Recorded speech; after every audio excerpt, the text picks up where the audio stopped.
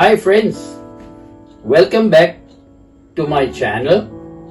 Today we are going to make a very favorite pickle of the Parsis called Bafenu.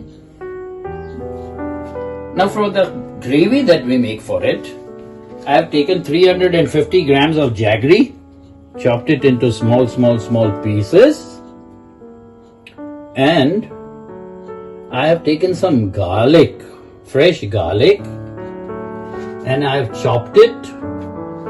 The garlic is 25 grams, cut into small pieces. Then I have got some white vinegar, 200 ml. I have got some white dry wine, 200 ml. Then I have got some brown mustard seeds. These brown mustard seeds are 80 grams.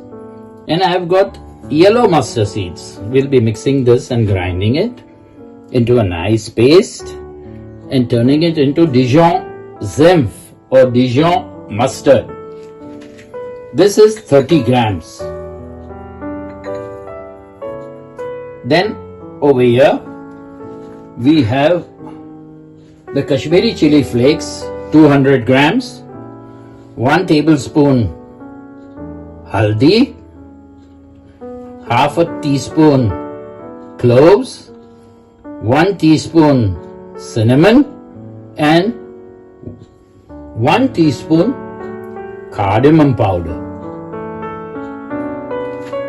Now if you want to increase your gravy, go ahead and add all these things accordingly. But for 4 mangoes, this amount will suffice. Now we first start making the Dijon Zenf.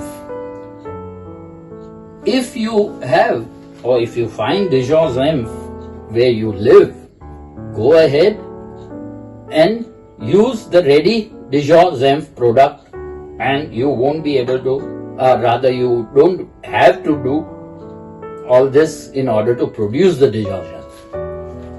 Or if you want to use mustard powder, go ahead and use mustard powder instead. But what happens is, when you make the Dijon Zenf or take the ready-made Dijon Zenf, you don't have to wait for a long period for the mustard or Dijon mustard. What I mean, Zenf is a German word for mustard.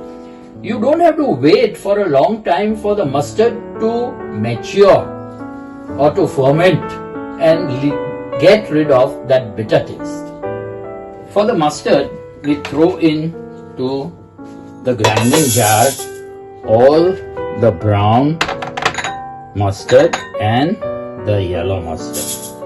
We first make this into a fine powder, and later we'll be adding 3 shallots or madras onion if you want to it, along with 200 milliliters of dry wine and vinegar. Now that it has turned into a nice powder, you can see it, we add to this 3 small shallots, as I said, or if you don't have shallots, you can use little red onion or madras onion. To this we add the white vinegar and dry white wine.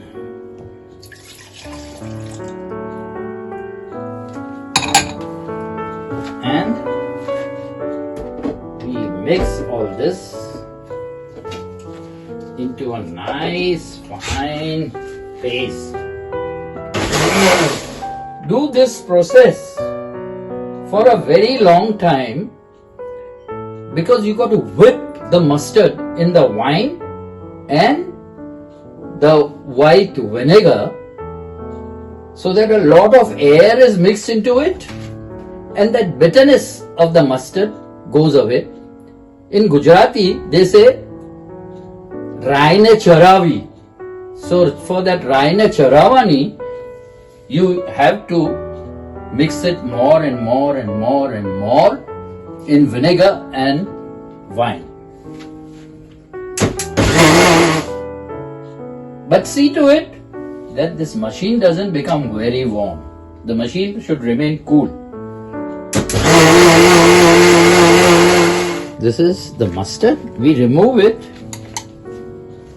in this bowl. Do not add any water to this. Otherwise, you will not be able to keep the pickle for a long time. Wash the grinder properly and dry it nicely, because we will be putting all our dry masalas and grinding again inside. Now we add all our dried masala inside to grind. We add the garlic,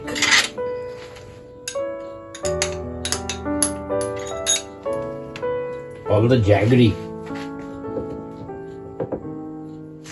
Now over here in this recipe, jaggery is a must. You cannot substitute this jaggery with sugar. Please don't do that. And this whole thing we grind into a nice paste, or right now powder, and then later adding the vinegar into a nice paste. After grinding it for some time, we add all this vinegar into it, the brown vinegar. Close the lid properly and grind it. When it turns into a nice fine paste, but a liquidy paste, what we do is take this mustard which we have prepared and put it all in.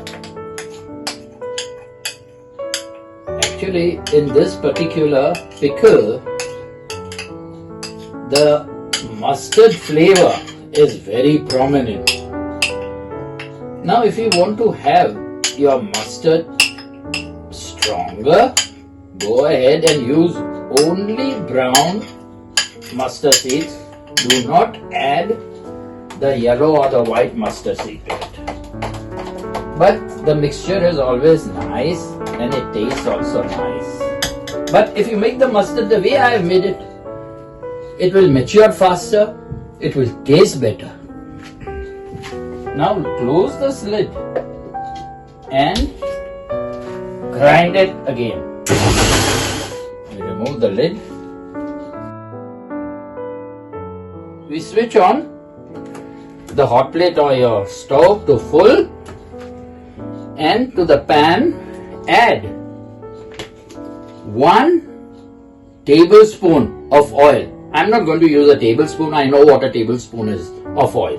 So I just pour 1 tablespoon of oil in it. Then wait till it heats up, or you can even, before it heats up, add this whole liquid masala into it to cook.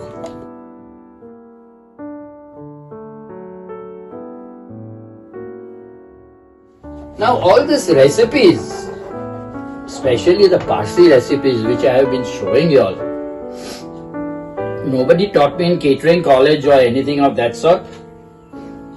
These recipes were passed on by my granny, my mommy's mom, by my granny and her sisters. They were born in Indore, but after getting married, they were in different cities of India. My granny was in the village, and they passed on these recipes to their children, and my mom passed it on to me. So most of my Parsi recipes I have learned from my mom. The best patrel, the best paneer, the best sasni machi, the best Surat no ghost I have eaten in my lifetime is what my mom cooked. When it starts boiling nicely, what we do is dip a spoon inside and taste it for enough of chili, sugar, enough of vinegar, enough of mustard. Well, everything else is fine. But a little bit of chili is required. So I will add a little chili to it because I like it nice and spicy. Even if you don't add just now, lower the flame because it will start bubbling. A little dash of sugar is required. Very little. I will add to it. It's a very small teaspoon. Say about 3 teaspoons required.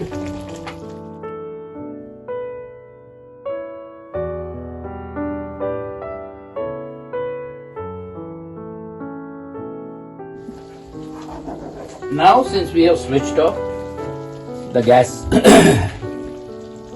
or the hot plate, what we do is we cool it a little.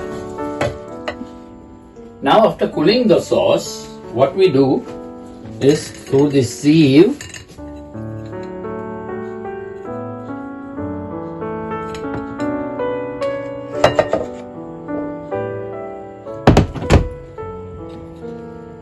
we pass it through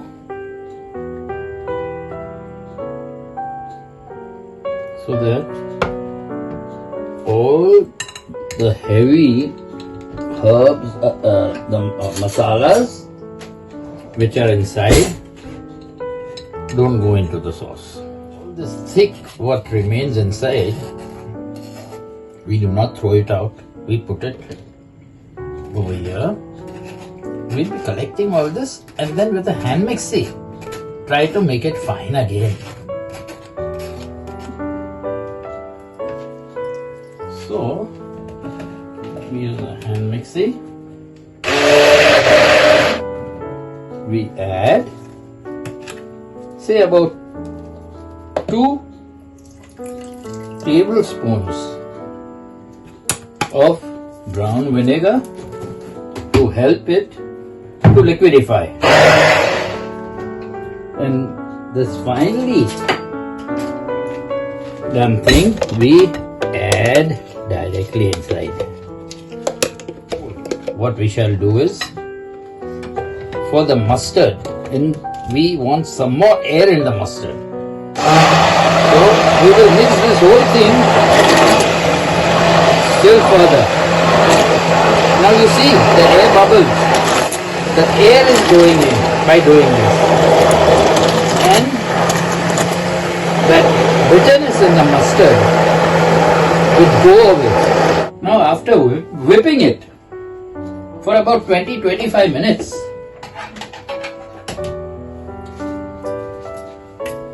we remove this and put it to wash. This gravy, we shall be putting it in the fridge and leave it for 20 days to mature. Before you take your mangoes, fry them and put into the gravy.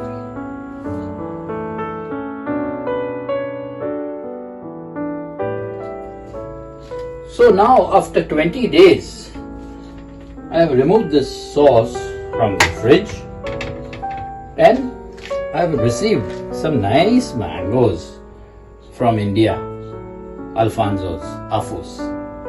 Actually, instead of Afus, if you take the Pairi, it is much better for this particular pickle.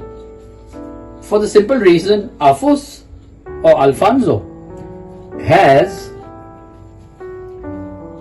very thin skin compared to the Pairi, and Pairi has a nice thick skin.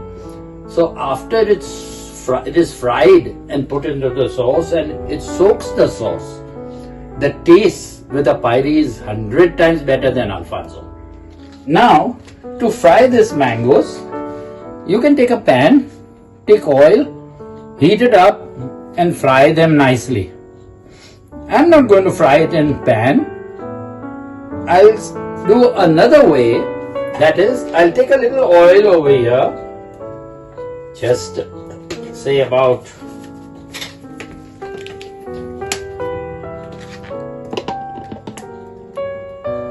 1, 2, 3. Now why I have taken 3 spoons here, I will show you. Over here what I am going to do is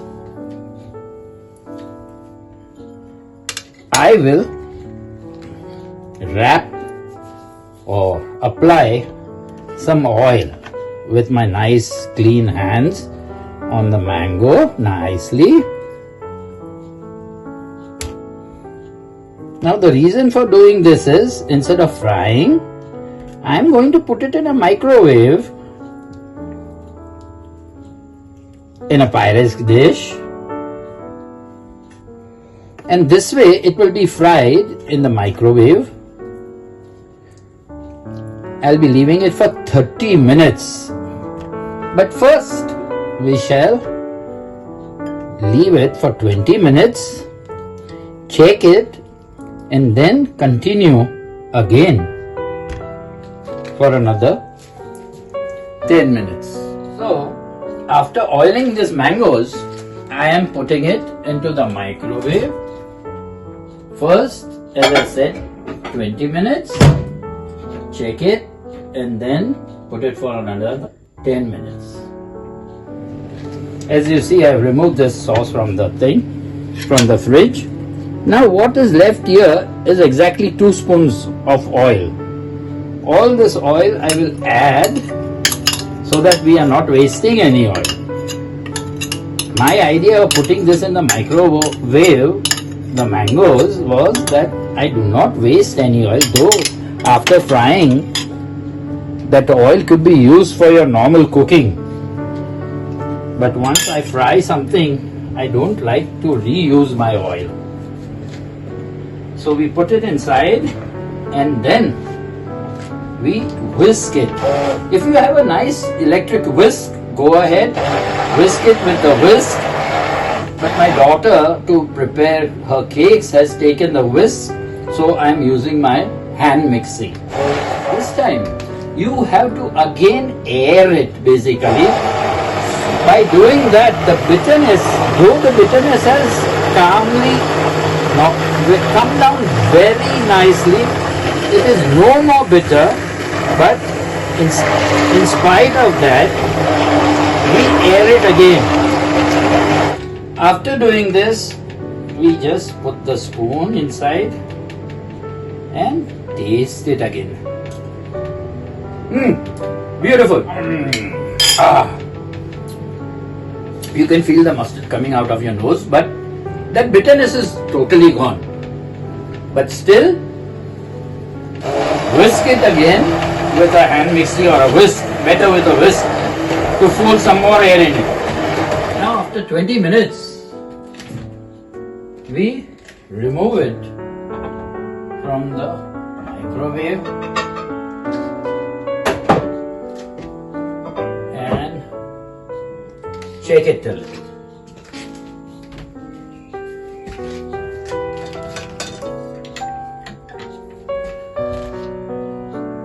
The mangoes are nice, but I feel it should be done little further.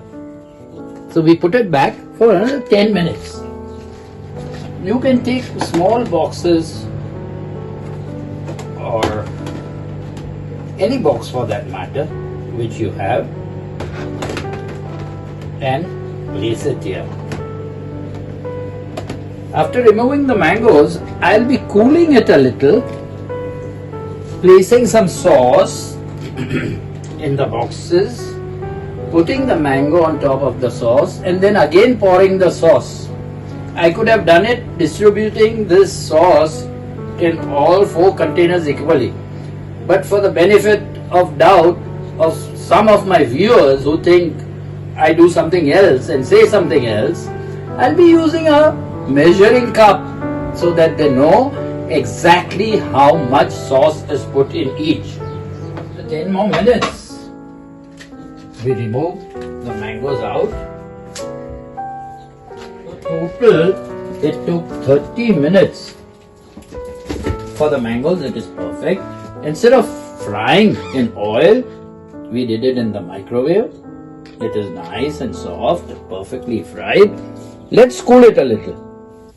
After cooling the mangoes, when the mangoes are nice and cool, what we do first, as I said, I will show you how much. Big measuring cup. You pour one full in each and place the mango inside.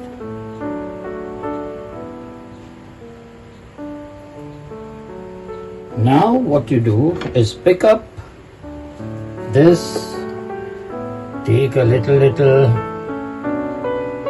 put it on the top of the mango. This little is almost half a measuring cup. So 1.5 measuring cup for each mango, which I feel is more than enough sauce, because usually people break the mango and enjoy the sauce part of the achar. Now a small tip, you leave this to mature further in the fridge for another 10 days before you start eating it.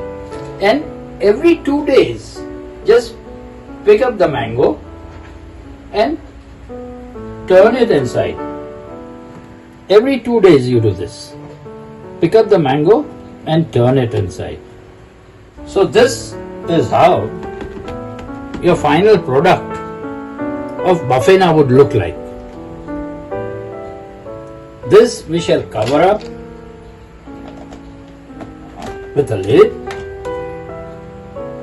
You can even put this in a zipper bag nicely, and then every second day just turn it like this, shift it, and your mangoes you don't have to turn inside, they will turn automatically. But in the box you have to every second day. But please do not make the mistake of eating it earlier. Though the bitterness has gone, give it some time. Don't be in a hurry. All these 4 Bafenus I was looking forward to eating with my wife.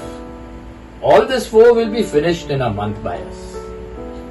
So friends, make it, taste it, share this recipe with your friends. And any of my new viewers, if you like my recipes, please do subscribe. Well, till we meet again, bye bye, au revoir, and auf Wiedersehen.